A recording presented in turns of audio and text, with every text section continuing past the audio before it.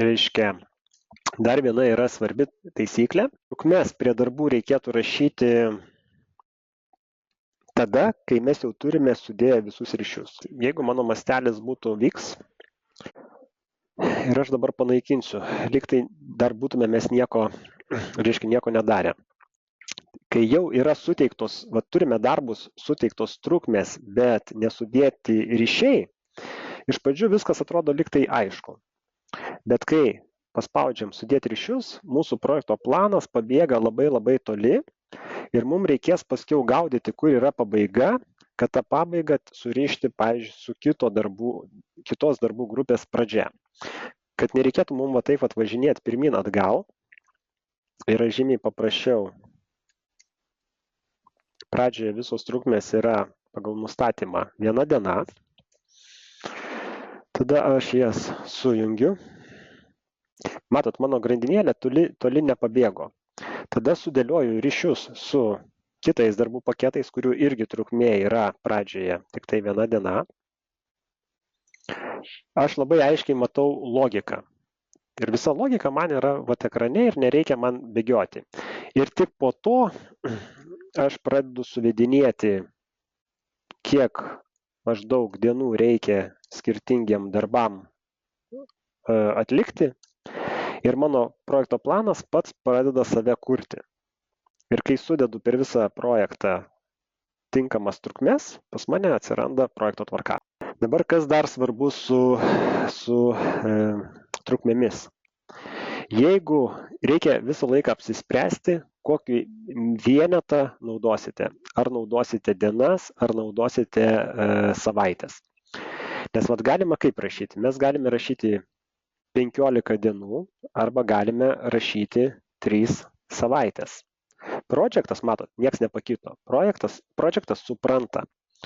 Bet problema atsiranda tada, kai tos trukmės, dabar jos pasikeitė, sakysim, labai tiksliai, bet kadangi mastelis labai didelis yra, bet jeigu aš padarysiu dienomis, taip, atsiras skaičiai po kablelio. Ir tada grąžinti atgal nebeišeis. Jeigu jūs jau įvedėte, pavyzdžiui, čia aš paimu ir nepilną savaitę. Ir gaunasi 11,5 savaitės. Ir dabar pasakykit, kiek tai yra dienų. Ir viskas faktiškai yra problema didžiulė. Tai reikia apsispręsti, reiškia, arba savaitėmis rašyti, arba minimali ir maksimali užduoties trukmė.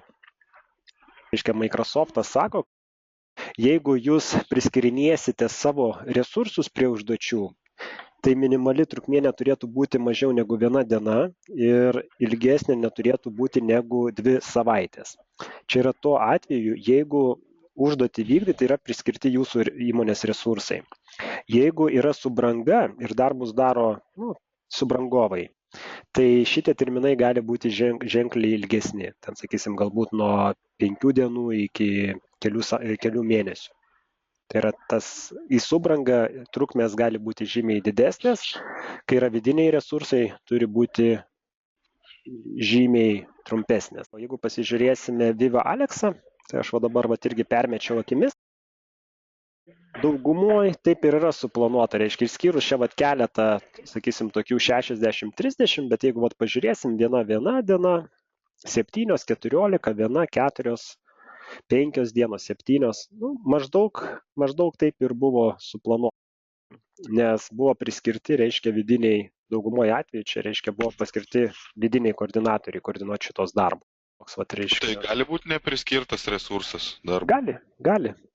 Tada projekto vadovas jau atsako už tos darbus. Jisai pats turi susižiūrėti.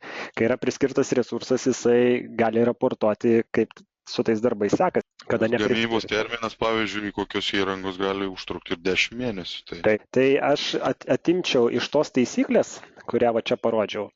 Tai yra, gamybą daro ne jūsų žmonės, dažniausiai kažkur yra užsakyta, tai yra subranga ir dėl to terminai į šitos rėžius jie nepapuola. Tai yra, gamyba gali būti ir 6 mėnesiai ir čia nieko tokio. Tiesiog ilgas brūkšnys nuo iki.